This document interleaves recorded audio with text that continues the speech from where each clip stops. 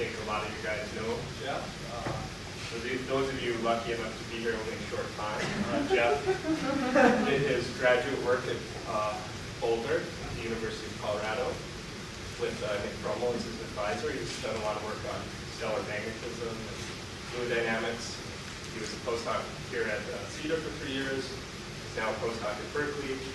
And in a few months, or 6 months or something, he'll be starting a faculty position at the University of Sydney. And today he's going to tell us more about stellar magnetism and magnetorotational instability. Thank you, Shane. So yeah, I mean, I'll say on the record that you can CITA was the best time of my life, so it's great to be back. It's super fun being hanging out here. Right, so we were just kind of chatting about this picture. So this is about new ideas in solar magnetism. And this is to start off with a very old idea of solar whatever. So this is Newgrange in Ireland. It's north of Dublin a bit, and this is the oldest solar observatory in the world. It's about 7,000 years, I believe. And so I use the term solar observatory loosely, but you can see the scale of this. These are people here, and every year on the solstice, the sun basically shines straight through the passage, about tens of meters long to the center, and there's a stone on the back, and you project the sun in there. People thought this was a good way to look at the sun at certain times of the year and sort of worship it and whatnot. So, so this is where kind of things got started, even before the Egyptians, right? And there's obviously a lot of societies over the years that have been very interested in the sun, and we're still very interested in it for a lot of reasons that I hope to kind of convince you are still very relevant. So then after Newgrange, all right. So after Newgrange, the next most interesting thing that came around was Galileo in 1611, and he did these wonderful drawings of sunspots. Okay, so before that, you probably see them from the naked eye. People might have suspected that there was something on the sun, but that's about it. Galileo looked at these with a telescope, and he sees this maculation on the surface, and he drew it. He had no idea what it was, of course. And the wonderful thing about this is that he, there was no way he could have cheated, right? He didn't have any satellite, he couldn't Google it. So he had to draw these things as he saw them, and he had a series of drawings that actually are in animation. And you can see a number of really neat things that basically become instantly apparent. It rotates, so the sunspots drift across the surface. The axis of rotation is somewhere around like this. The things grow, you see the outline of the structure. Okay, I mean, now when you look at these things much more closely with a better telescope, he got it right. He has the umbra, the penumbra, the center, the ring around it. The dynamics, of course, do very much. So he was really making very careful observations of these. Yes. Did you have kind of tilt there, or were you like damaging his eyes? No, he was probably shining it on the floor. He was probably projecting the image. But nobody's certain. So. But he's probably using a telescope like there's one that you got. Okay, so so this is a more contemporary image. That's not a sunspot, that's the space station, space shuttle. But this is what the sun looks like on a kind of quiet day. Rather dull, rather boring, rather perfect, but you can just superimpose the sunspot about the right scale as to what they actually are, but it looks a bit better. And if you zoom in and you see what Galileo would have seen had he had a 1 meter adaptive optics telescope. This is from the Swedish Observatory in Malmö, Spain. You can see sunspots are quite interesting dynamic structures, right? So they have this is what's called the umbra, the penumbra is this area around this with this high speed evershed flow. This is submerged in a sea of turbulent convection. Each size of one of these little small granules are about the size of, let's say, Ontario. So a few thousand kilometers. They come and go on time scales of about 5 minutes. They're called, they generate sound waves, which are called time-length oscillations. So this is a very dynamically, very active environment. And one of the big questions is where do these things come from? How do they get made? What drives their dynamics? All of these sort of order one questions are so really pretty much wide open at this point. So why do we care more from just scientific interest and further scientific interest? This is from the most recent Solar Dynamics Observatory. This is from just last year. these sunspots sometimes, of course, get angry and have big storms. So for reasons also that people don't understand very well, you can say things about reconnection and whatnot, but occasionally these things flare and send a billion tons of million-degree plasma in our direction, or in some direction. If you put the Earth in here, there's something they just like to do, we'd be sitting squarely inside of that loop. There's a lot of history. There was a 1989, one of these things knocked out power to about 12 million people in Canada, Ontario and Quebec. So, they have real consequences. If you're in space, you will be killed floating around in space. And of course, it's just really pretty interesting to figure out. So, this is some of the motivation. And as I, at some point, realized, the very first details of this, to put it in perspective, the very first qualitative or quantitative details of sunspot observations were made in the 1850s with this guy, Carrington. And there was actually a German, Schwabeck, who did this stuff a few years before he did as well. But I like to point out that the 1850s was contemporary with the founding of the science of electricity and magnetism. It was contemporary with the founding of the science of thermodynamics, which are pretty much the physical ingredients that are involved in making sunspots at the fundamental level. But it was before quantum mechanics, relativity, Big Bang cosmology. All of the huge revolutions of 20th century science basically have been thought of, posed, solved, and people have moved on. And we still don't really have a clue what Carrington was seeing. Okay, so in some ways, this is one of the most persistent problems you can envision. And then I think as Ian might have been noticing, this also was a different time. If you think 1850s was like today, it wasn't, because in this paper that Carrington said, he's like, I had fully hoped by the time when the Society would meet again in the month of November, I should have been able to present the members with tolerant, more complete discussion of a series of solar sunspot observations, but I have now kept up the Red Hill for nearly 5 years, but a family lost at the hand of death, very sad, has for the last 3 months deprived me of the leisure which I had counted on, and so on and so forth. Like, so basically, who in their postdoc applications, or their faculty applications, or their papers, or their grant proposals is like, yeah, I would like to get more science done and all that, but like, I was busy, So basically, things have changed. But it's really fun to read these old papers in general, and I suggest going and doing something. Okay, so these are just looking at sunspots, counting them up, doing these kind of things. In the 1870s, Maunder, this is a paper published in 1922, started seeing the first time-dependent patterns to the sunspots. This is a great observation. So this is, if you go out there and you look on a given day, and you count the number of sunspots, and you make some measurement of how many there are, like some percentage of the area of the total coverage, or some just number, or something like this, and you mark them as a function of latitude at any given time, you just make some tick up there for where the sunspots are. And then you do this every day for 40 years. What you'll see is that, so a sunspot, as it comes up, it lives its life more or less in about a month or two. Right? So the sun rotates around in about a month. The sunspot more or less lives and dies in about that time. But over the course of decades, the place where they pop out sort of preferentially migrates towards the equator from higher latitudes over time.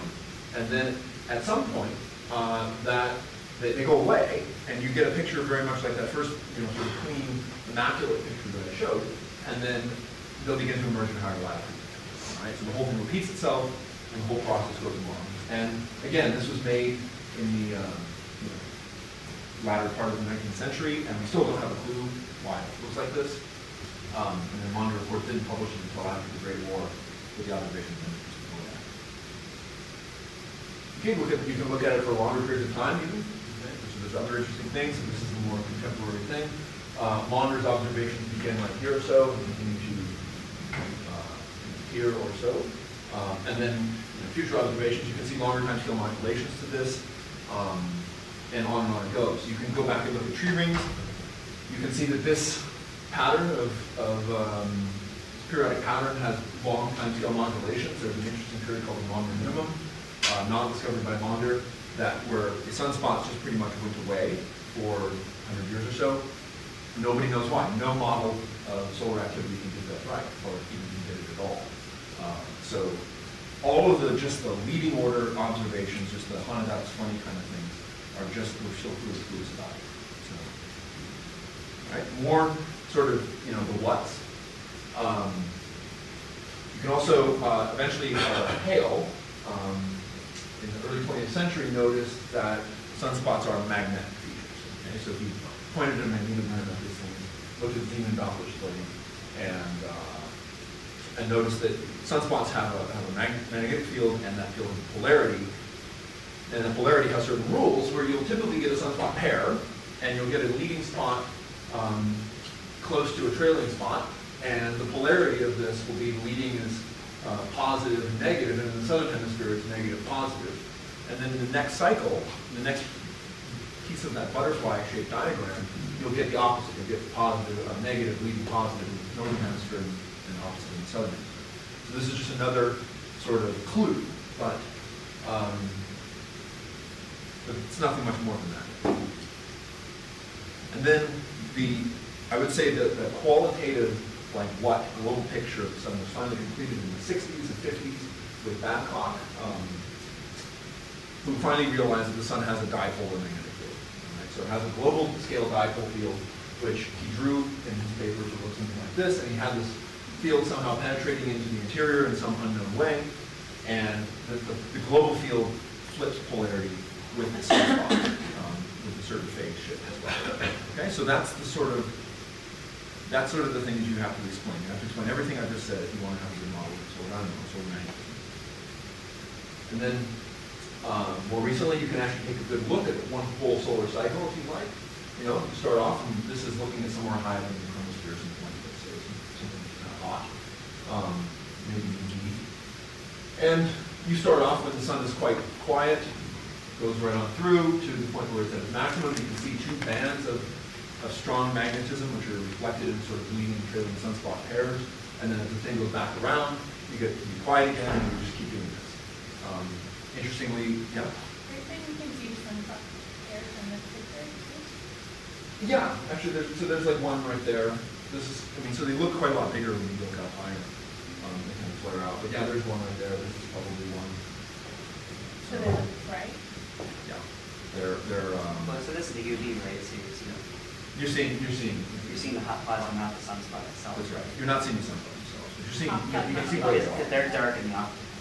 Yeah. And by the way, a sunspot looking dark in the optical, if you look at it, it looks black on the surface of the sun. If you were to put it on the sky by itself, it would be as bright as the full moon. So it's still pretty darn bright, which is quite a lot. And then also to monitor his daily observations of sunspots, also learned one more important feature, not of the magnetism, but of the fact that the magnetic field tends to drift a bit faster at the equator. So the sun rotates. We've known that since Galileo. I don't know if Galileo actually realized that. But the equator goes around a little bit faster than the poles. Okay, so if you're sitting near the equator, you'll make one rotation in about 26 days. If you're sitting near the pole, you'll make one rotation in about 31 days. So there's a differential rotation, equator to pole differential rotation. That, at some level, has to have something to do with how you make everything, but in some complicated way, So differential rotation.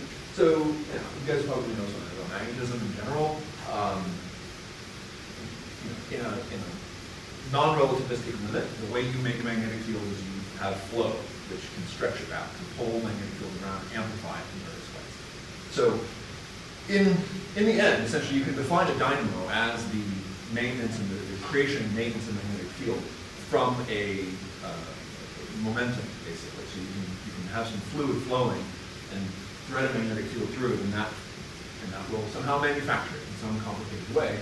And this is, essentially must be in some sort of starting point. So this is the solar differential rotation profile that came out from helioseismology in the first part of the 2000s, basically. And you can see the equator to pole gradient. So red is fast, blue is slow, yellow is sort of intermediate rotation. This is in nanohertz, but days, not days. So there's a gradient in the convection zone. Okay, so below this dotted line is stable. Above the dotted line is convecting. The interior rotates more or less as a solid body, not as if it was made out of fluid, but if it was made out of solid. The convection zone generates some sort of differential rotation. There's a lot of interesting things as to how to even make this picture, so how the sun actually does it even without magnetism. But there's some interesting features on here. So one is that you have some strong gradients of the shear when you pass from the radiated interior to the convection zone, and same thing at the equator. In the mid-latitude, not so much, just kind of about the same. And then the near surface shear layer, this is the thing I'm going to be focusing on a bit more later. You get quite strong shear gradients that are almost hard to see actually, but you can see the lines of constant rotation are taking a dive near the surface. And that means if you're going in and out, you will see a big change in the rotation of it. So these gradients of shear, these gradients of rotation are the things that really ultimately interact with magnetism to generate things. So they're certainly likely sites of dynamos on that. And I'll say that most theories of solar magnetism have focused on this half point. That is like the big thing that becomes really apparent to your eye when you see it. And that was been the focus of a lot of things. I did a lot of work on my thesis in this region. And for a lot of reasons I can't go into, I'm less excited about it. And people are also, some other people are getting less excited about these regions in general. So more things are coming to sort of distributed, looking into the whole convection zone as a possible seat for the magnetism. And then some other people have liked this outer region. So I'm going to talk a little bit about that. So how does one of these things work? All right. So at some level, making magnetism is a very nonlinear process. And you have you can think of it as having lots of individual components acting as sort of like an individual sort of small machine, a module of some kind. And you have a whole bunch of these things that have to connect up in some really complicated way. And then as you go around, you get the thing back. So these things are very much like these Rube Goldberg devices where you want something like toothpaste or magnetism. You pull a string of some kind, and then the whole process goes around. In the end, you get back toothpaste, and then you do it again. Somehow the toothpaste makes the string pull again, and you get toothpaste of the opposite polarity, and it keeps going. And you can study this, and as people have, by just trying to build some poor approximation of the full machine, like running a big simulation of the sun. And you can criticize that for a lot of reasons, but it also has its advantages. Or you could take just one piece out of this thing, say, well, is this a possible component? I'm going to study this individually. And if it doesn't work, if it can't work, then that is excluding that piece from the machine. So these are sort of the two ways you can do it. Now, kind of combining all of the simplest observations in a way that say, this is in some ways the way it has to happen. Right? This is sort of a very, very fuzzy picture of the full machine. As you start off with some global dipole field, with some sort of polarity in some direction, and this is going inside somehow.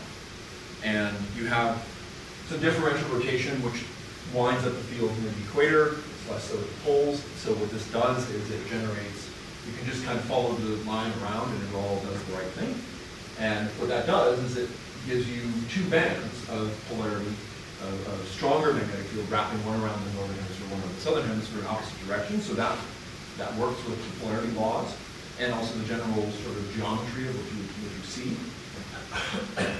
Okay, and then something has to happen. All right, now this is the really magic.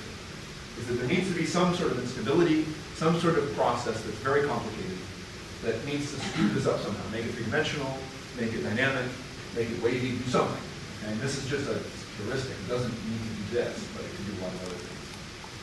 And then this thing magically makes the polarity the opposite. Okay? So through some other means, right? So there needs to be some magic where you take that thing and nonlinearity comes along. It saves the day. Right? It has to go that way, but we don't know any more than that. There have been a number of models, which I can't go into all of them.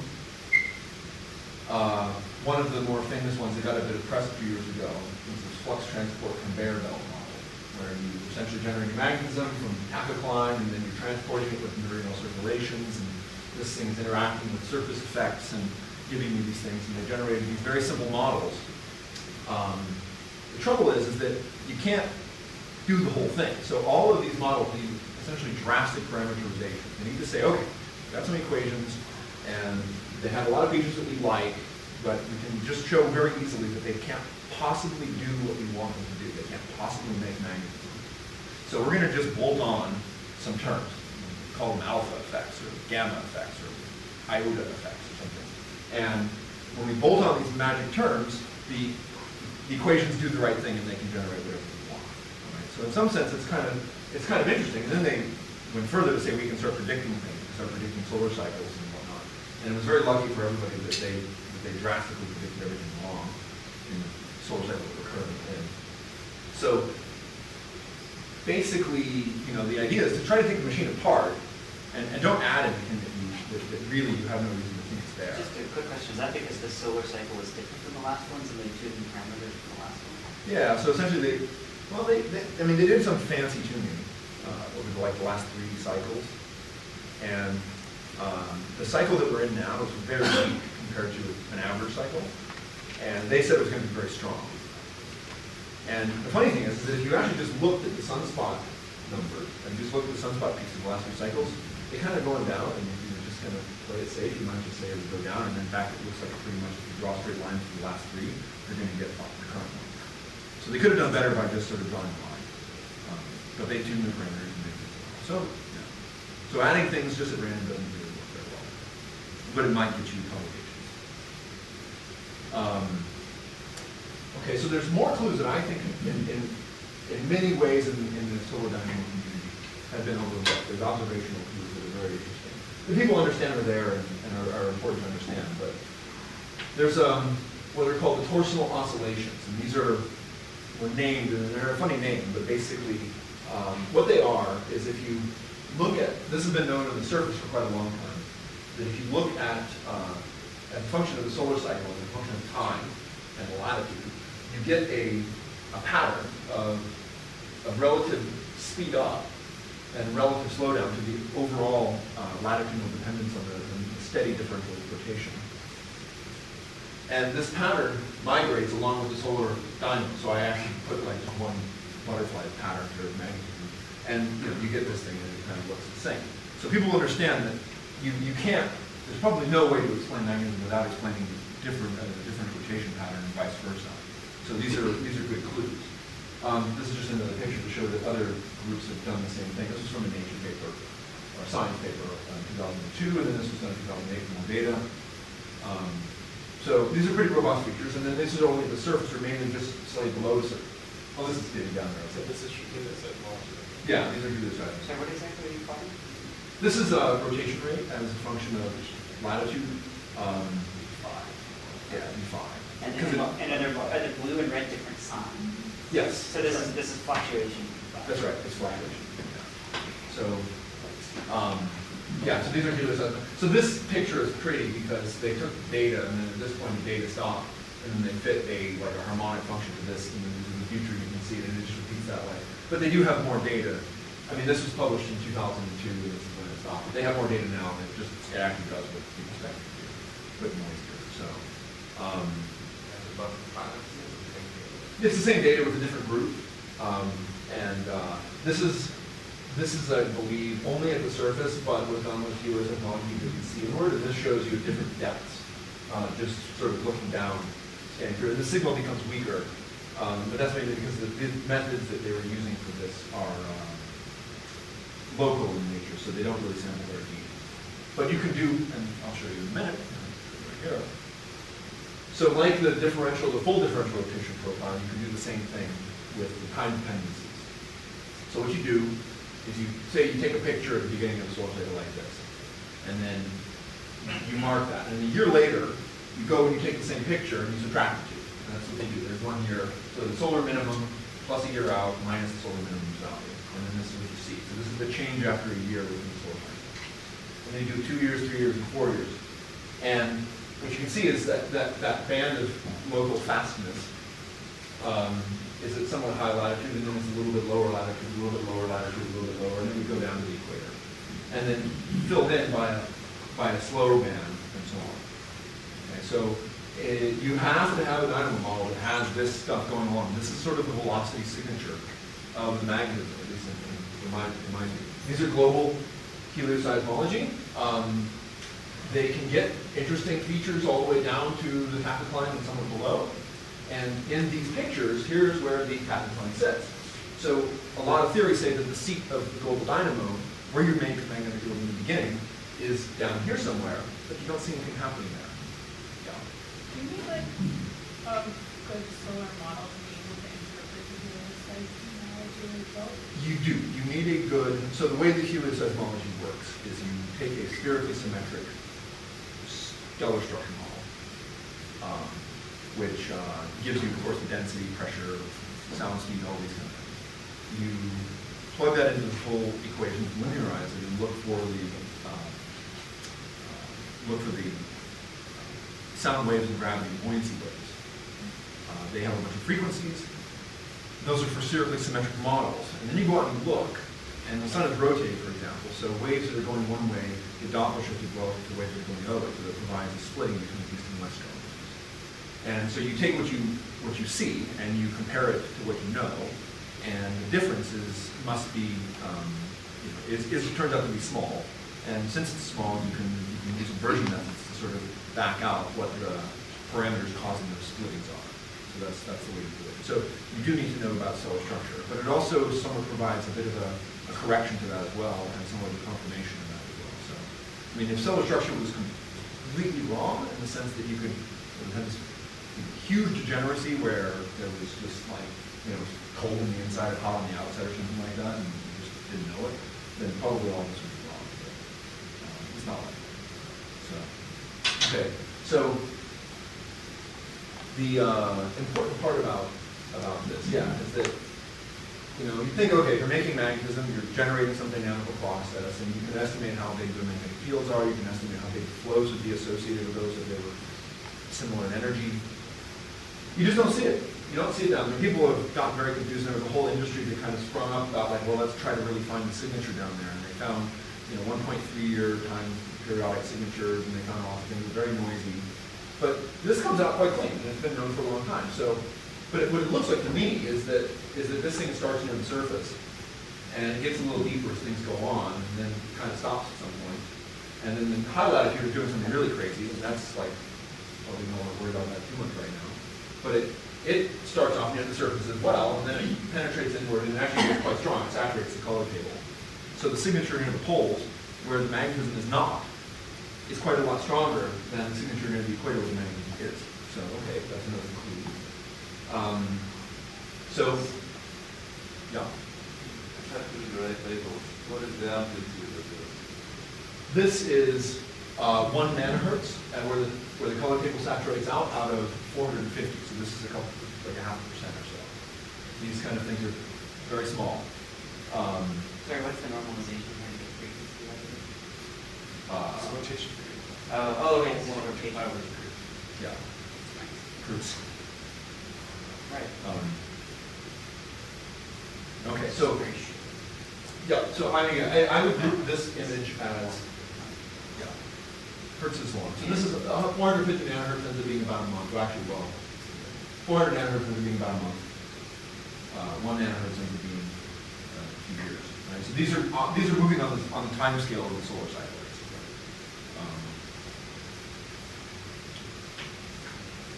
Okay, so the time decline jumps out at a lot of people when they look at this image because it's all the lines sort of squeezed together. And the eye likes to pick that up.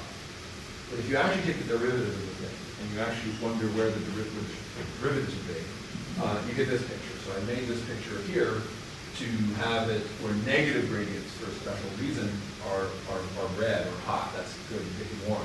And blue, no, we're not going to pay much attention to that. So that's what the positive large gradients are.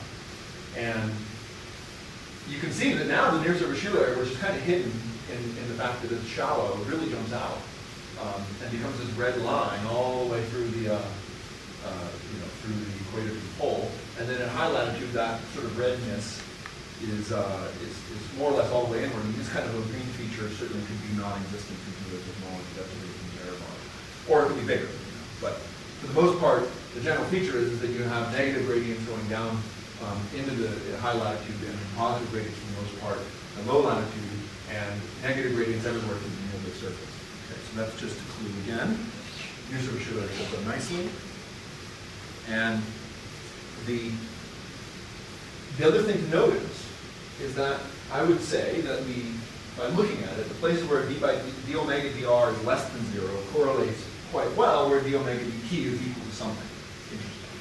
So, especially early on. So you say, okay, this is more or less something going on here, and then maybe kind of dips down, comes along there, and like that. And the same thing, near the surface, red, red, red, kind of dips down, comes up. That would be take the ratio of the winding time applied by this angular velocity rate to the vector overturn time, which is a function of that working time. So obviously, the convections will be faster than the surface. They're not too far off from each other. This is a little slower than maybe a factor of 10. Which gets smaller faster. So there's actually some uncertainty with even convection overturn time scale. So there's, Just to mix them up. but so the standard notion is a convective overturn time scale from sort of top to bottom to the month or so, which is about one To rotation. the base of the convection. For these big cells, basically. Yeah. Now, in the near surface, if that's what you're It's asking, faster stuff. it's really fast. It's 5 minutes. It's 5 minutes. Yeah. Really. And the scales are super small as well. So you're not getting anything close to 5 minutes in your shear, obviously. No. But the question, No, it's nano versus millimeters. Yeah, yeah. So then, the overturn convection time scales might be a lot slower because it's got one Soviet who's done some Helioseismology. Yeah, wow. And he's just talking about like in general everywhere. Well, the surface you see. Yeah, in service you see it, yeah, but somewhere like not too conforming. So I mean, people kind of hypothesize that the super turbulent stuff near the top. maybe, but the real question is what's the diffusion time? Yeah, that's right. And I mean, so you could calculate some sort of turbulent diffusion time there. It would be quite large. It might make any kind of dynamics look. It might kind of smooth out some large-scale dynamics in a sense. Well, but I mean radial diffusion, right? Yeah. So, I mean, I agree. I think that these are all very, very important things to actually track down. The one thing that can be out, and they really are. But, okay, so the other comment is that this thing doesn't see the small scale, right? This is sort of only a large scale version of what's really going on, as is this in some ways. But the one thing I like to think of is that this thing looks an awful lot like a node to me. I don't know if that's just me, but, you know, it's got bumps, and it propagates. I mean, it's got some envelope at some time. So maybe this is the eigenlobe in some sense of the solar dynamo. So maybe you start off with some field and this thing has some process that either linearly stretches or exponentially amplifies, or you name it, whatever, does something. And this is the preferred fastest growing mode in a sense. So thinking of that and then looking at things of this. It's been on a long time, so it's not a growth, it's a saturation. Well, it's a nonlinear evolution, right? This thing just keeps going and going. Although, let me ask, does the actual magnetic field have to exponentiate here to grow? Like, do you think of in some dynamos, or is linear sufficient? It's not clear for that either. So the thing I'm going to be talking about later is that I can make the magnetic field grow exponentially with an instability. Other people just talk about this thing winding up, but then if you wind it, you have to have something stop it from unwinding, because if it's just a linear transient, it's a wave. Right? So, and we don't ever see the full differential rotation profile sloshing back and forth on any kind of time scale. So this is kind of why I like to think of something maybe that's energetically favorable, where you can actually sort of use free energy from the differential rotation to generate magnetism in some way. That was the bad one. They were using a linear winding basically, and then they parameterize some colloidal to toroidal, yeah, and then that thing Free regenerates. energy was more rotation. Yeah, that's right. So just for fun, what if you were to consider the MRI, which has not been studied very much in stellar context. It's been studied a lot, of course, in physics and laboratories. So this is the idea, and you guys are probably pretty familiar with the MRI, but it's the thing that makes accretion discrete, at least in a rough sense. And it was first, noticed and important for this particular application by Steve Balmus and John Hawley in the early 90s. And this is from their paper with accretion in mind. But what if you were to co-opt this and you were to say down near the equator, let's say, the geometry early on in the cycle, sort of, from here to here or so, it looks more or less like you've got a vertical magnetic field driving through the thing. You've got a differential rotation, which is in the same sense as an accretion disk. It's got a negative differential rotation, whereas you're swirling around. And maybe you could do something like this. Why not? So you imagine starting at the beginning of the solar cycle with a dipole field. You let the MRI happen. You generate bands of magnetism. These bands of magnetism do their thing, whatever, and then something happens. All right. So this is a slide for people who weren't so familiar with the MRI. But what is it in general? You have if you have an outwardly increasing angular momentum profile, you're hydrodynamically or angular momentum stable. So you imagine this kind of a configuration where you got a space shuttle and a space station. And if you were to do something silly and you would connect a spring to the whole thing, a weak enough spring, then the spring is able to transfer angular momentum from one object to the low angular momentum object to the high, and from the high to the low in some way. It basically move out, transfer more angular momentum, and keep going. And you get an instability in this. You can actually work it out. It's kind of a fun exercise. To do the orbital mechanics version with just an attached spring, and you get an instability to the spring constant driven by the spring constant and mass that satisfies this criteria, which turns out to be identical for the angular hydrodynamic case too. So it's pretty fun. So magnetic systems act very similar. This time you imagine a differentially rotating cylinder. You imagine frozen perturbation, and the stability criteria, you can work it out, has this. All right, so this is what it is. What does it mean? It means rotation. It means differential rotation. It means negative differential rotation. All to be greater than a weak magnetic field in some way and a perturbation which will fit inside of your geometry. So Geoffrey and Minot back in 2007 were the first people that I know to consider MRI in stars and the sun. And they did a small-scale local MRI calculation which assumed perturbations that don't really feel the global geometry of the thing. And they put in some reasonable political field, and they calculated a growth rate as a function of latitude, co-latitude. And this is high latitude. This is only where they considered. They said, okay, here's where active regions are. We're only looking at the poles. They got a strong instability there. And then they said, this is a linear calculation, and they made a nonlinear conclusion, which said, therefore, sunspots don't exist at high latitude because of the MRI. They did a fine calculation, but the conclusions were just completely non sequitur. And maybe MRI is happening somewhere else, down near the lower latitudes, and maybe this has something to do with interesting dynamic near the pole that you see with the torsional oscillations, for example.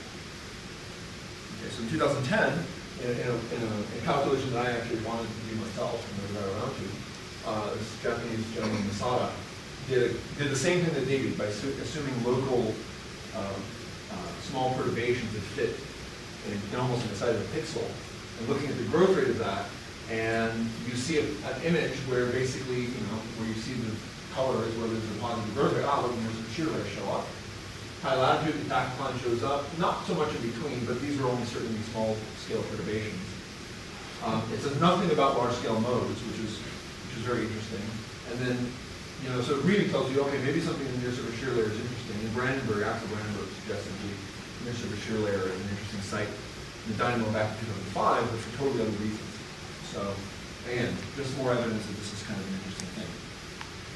So I decided to make a very simple toy model of the MRI in a geometry that can just barely mimic the solar interior. So I just said, cut a little section out, take a little two-dimensional Cartesian box, which will allow 2.5D, which allows flow in the third direction, but invariance, so sort of axisymmetric.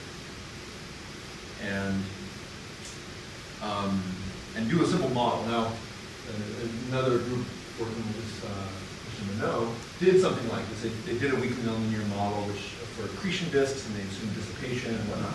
And the answer ended up being kind of boring, and it doesn't really apply. But I wanted to do something a little bit cleaner than this. Even. So I would just say, if you want to read more about this, go look at this work. But okay, so what you can do is take a little box. You have a differential rotation across. It has some depth h, which is essentially the scale of the say shear thickness. It's got field threaded back through it. It's axisymmetric, but it has flow in all three directions. And so you can parameterize and flow the magnetic field with a stream function and some sort of just flux through. The equations kind of become kind of clean. Jacobians are sort of derivatives, active incremental derivatives. But there they are, nonlinear equations for the magnetic flux, little flow, streaming momentum and magnetic field along the rotation direction, along the momentum direction. And now you get a stability criteria that I wrote earlier when you do this, where you have some 2 omega, some delta omega, has to be bigger than the magnetic field thing. And in the case of an accretion disk, which has, it's an open geometry, you can get modes that essentially can become infinitely long wavelength. And then this Kr, Kz can just go to 0. And then the stability really is that if you have any kind of negative gradient of rotation, you're unstable. In a box that has a finite thickness in the radial direction, in the case, this thing is less than or equal to pi squared uv times h squared, right? So this thing is bigger than 0. That gives you essentially, if you want, you can divide 3 by this thing, and you can create a number, a non-dimensional number, which I like to call the Velikov number, which is the person who discovered the MRI. And this thing has a critical value, which is equal to pi squared. Now you can ask, what if you do an analytic retractable simplification? And you say, what if this critical number for the instabilities just happens to be close to the critical value? Right? So what if you have a system where VE, or the shear, or this combination of shear and magnetic field, is just slightly above what is sufficient to give you an instability? What happens? So that you can do an asymptotic theory, basically some perturbation theory for this. You assume that you have this critical number is equal to the critical value plus some epsilon squared, some small correction, which mu is an order of 1 number, and epsilon is just a small parameter. You have to find out the derivatives in time and space, scale and display. So you're looking at slow evolution, which how slow is as slow as you are above the threshold? How long? As long as you are above the threshold. And then you can put this into a linear problem, and you get a dispersion relationship, which is telling you for linear modes, what's the relationship between frequency, wavelength, and the parameter, mu, that gives you a solution to the problem.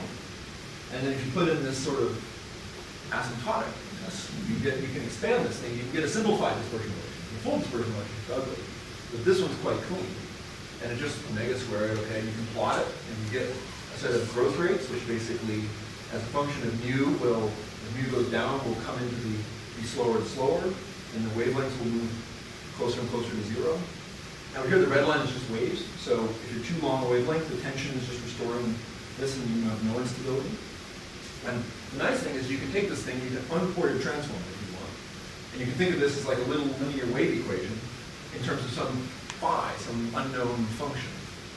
Okay, so when you do that, you have a linear wave equation giving you the linear dynamics of the instability of this thing. So all you need now to get the saturation is the nonlinear corrections. And so you have this one function, you find out that all of the physical quantities, the magnetic field, the flow, the colloidal flow, everything, is determined in terms of this function phi in such a way that in terms of its derivatives and radial direction. And then you do lots and lots of accounting details, which I think are quite fun, but very few other people do. And you get a nonlinear piece of that little wave equation right here, which comes in as this integral. And that's it, all right? So that's the result. So this is the simplest model you can make of the magnetorotational instability right over its threshold. And it saturates. So even if we don't learn anything about the sun, you learn something. First is that this equation has been studied before in the context of buckling beam dynamics.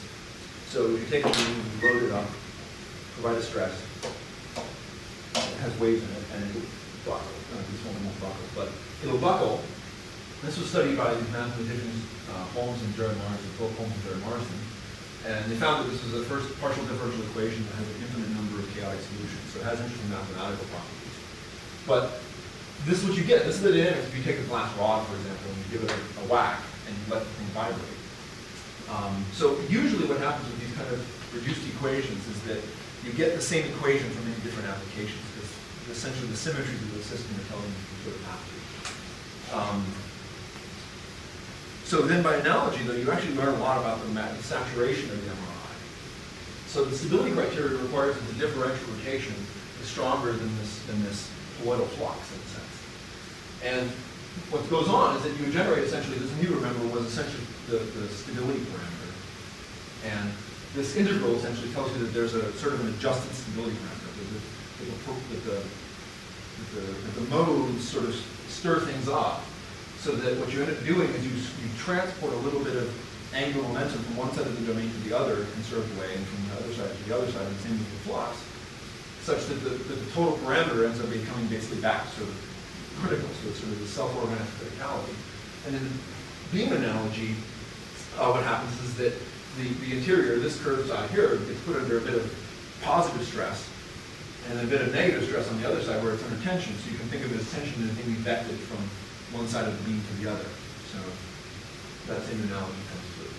So do we have to think about buoyancy at all in this? No, I filtered that out. But if you were to think about it, would it play a role here? Given that You could buoyancy certainly time is fiddle short with the compared to parameters to make it.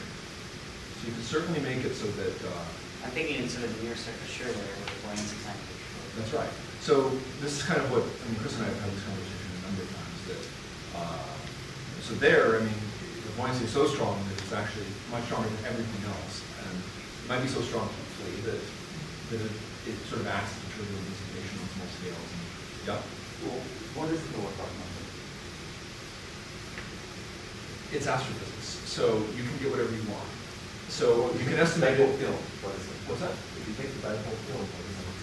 Well, it's a matter of like where you take it in the What do you have a mass of what moment? Yeah. So it turns out because it depends on the density is varying by a huge amount. You can basically make this Velikov number anything in between, and also because I have this, where is it? This thing here. So it has the depth of the layer, it has the angular momentum gradients, and the magnetic field. And the magnetic field is really not main speed, so it's a density. Yeah, there's really density. Well, but you know of it. You do, yeah. And So what is it? it can be anything between small and 10 to the 9. Okay, so in the uppermost pressure zone, it's going to be small like that. Yeah. And what depth does it become the lower the pi squared?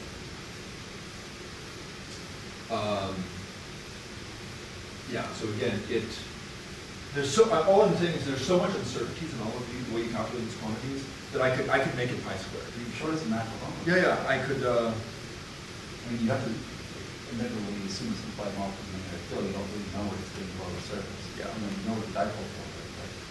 yeah, no, I mean, I guess the thing I'm trying to say is, yeah, I could say it's pi squared. I mean, I could make these definitions such that I could say it's pi squared everywhere, or I could make a definition such that I could make it 10 to the 9 everywhere. There's so much uncertainty in all of those things.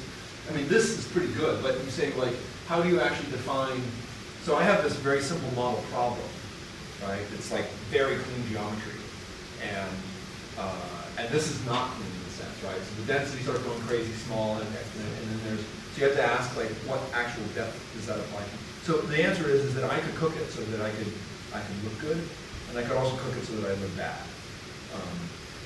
I'm just being honest. Something to calculate. No, I have. No, I did. And in the old days, I actually calculated and I wrote a proposal before I came to CITA where I used the most favorable estimate because I was really trying to prove that there was something really strong going on. But you could also argue that, you could also argue that it may be humongous. And it actually probably is. It's probably not small. Well, the reason, I guess, you were talking about a near threshold effect, right? I am.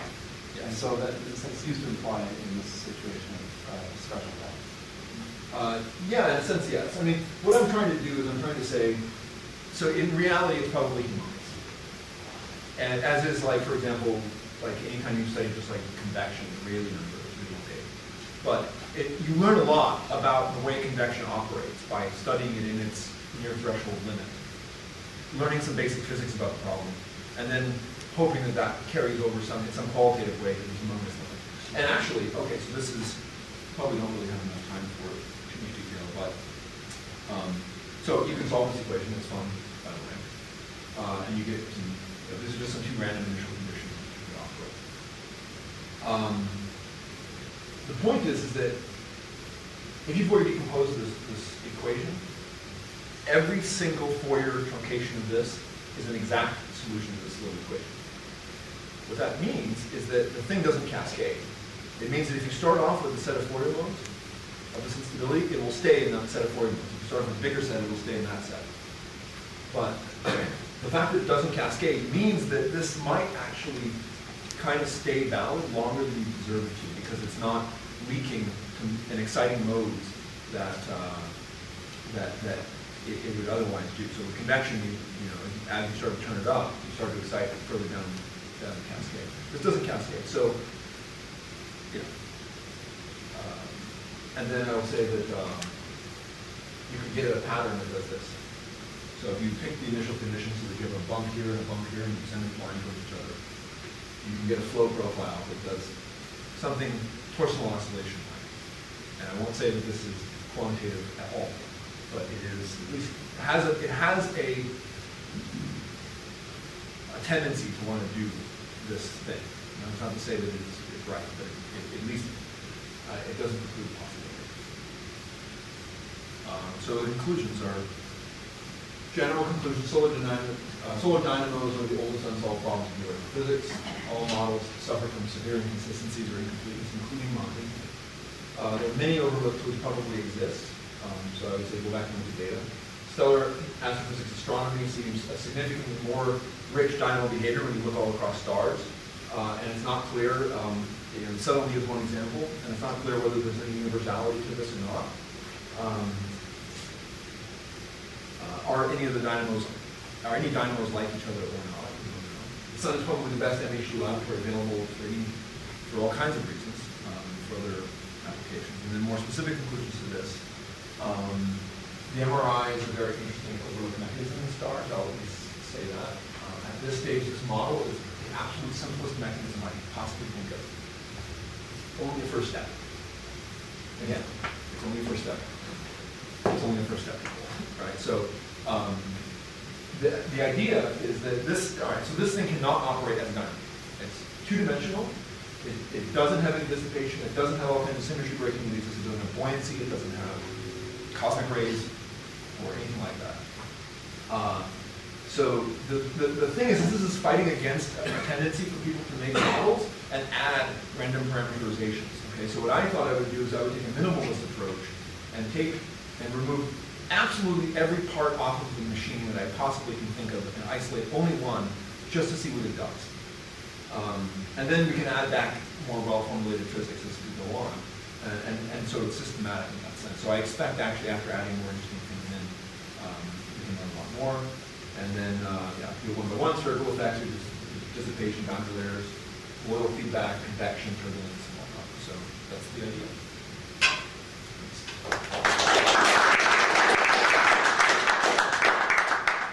Some questions? So shear leads to generation of magnetic field. That's good, but what generates the shear? Convection. So this is pretty well. Yeah, I know. I stopped myself. It's pretty well understood that convection, in some sense, must generate differential rotation and maintain it. The details of how that happens as well are not very good. And in fact, so the near surface shear layer. So there's some global simulations of this, where they get the bulk convection zone with if they fudge things a bit, they can get it to look reasonably nice. Near surface shear layer, they get completely wrong in the sense that the gradient goes the wrong direction. So they get a near surface shear layer, and for a while they were actually promoting themselves in their papers to say we even have a near surface shear layer until someone pointed out, but look, the lines don't do the right thing. And then I've been working with the students in Colorado who's been running local, like high resolution simulations of a region like this. And when you add in an MRI like effect, you add in magnetism to this, you can actually get the rotation gradients to do the whole thing. So, yeah. So then what you're looking about is the radial shear. So then it's not the typical tachoid line dynamo. It's more like the turbulent addition to the That's right. 11-year-old So what I would probably, Yeah. my hunch is that you get convection doing its thing, trying to generate some angular momentum transport. You get a small scale magnetic instabilities, maybe MRI or something else, that generates a lot of more angular momentum transport locally. And then the global modes of the magnetism basically are the dynamo. And it sits on top of all of that. So your model seems to be implying the presence of some pretty significant toroidal flux in the surface shear layer. Because you see flux emerging in that division, right? And it has to map back to some basic toroidal structures. That's right.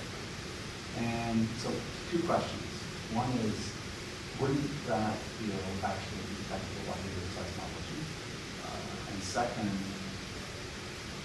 the time for, even if one imagines perfection is simple or laminar and large scale things going to be pretty depth, time for these things to affect the total field around vertically seems to be pretty short compared to time. Or with the shear time. That's right. So And first, so the second part of the question is, can you actually keep it? yeah, that's right. So, so the first question is, people try really hard to measure magnetism really magnetically. And the trouble is that you have a hard time distinguishing when you add magnetism into the effects of the magnetism versus the effects of the stratification. So, like in the fast magnetosonic wave or whatever, your speed is just given by the Alfvén speed plus the sound speed, and so it's really hard to untangle these things. People are trying, and most of what they're doing is very near the surface. So they're looking at, for example, like the geometry of things underneath the sunspot by just a few percent inward. Getting the global magnetism is really hard. You essentially need a model for it, and it's also non-linear. It's pointing in all kinds of good directions, so it's really hard. As far as the convection thing is concerned, yeah, that's another interesting thing. And then, you could imagine in the case of the outer instability generating magnetism continuously near the surface, if you eject some of that downward, it's just going to be a sink, but you're never going to see what goes down.